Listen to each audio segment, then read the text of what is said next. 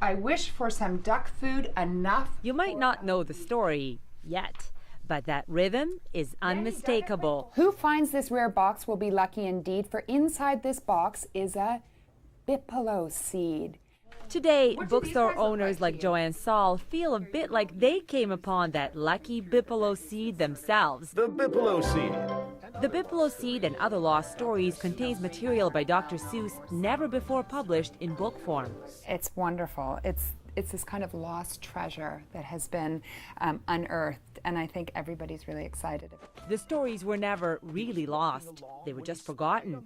Theodore Geisel, better known as Dr. Seuss, wrote them for Red Book magazine in the early 1950s, before his other classics like The Cat in the Hat and The Grinch Who Stole Christmas.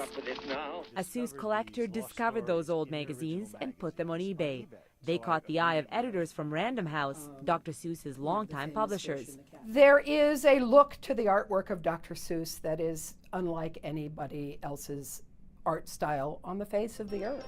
Kate Klimo says Geisel's widow confirmed the stories were his, so why didn't he ever put them in a book? This was probably the most productive time of his life, and if we were to have published as books each one of these pieces, we probably would have flooded the marketplace.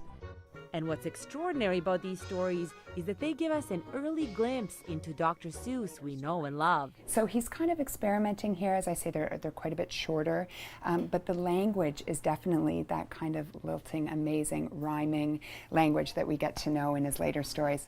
It's already inspiring, the kind of debate Theodore Geisel probably would have enjoyed. If you could have a tree in your backyard that grew something that you loved very much, what would it be? A donut tree. Chocolate. Jelly tree. Yummy, yummy.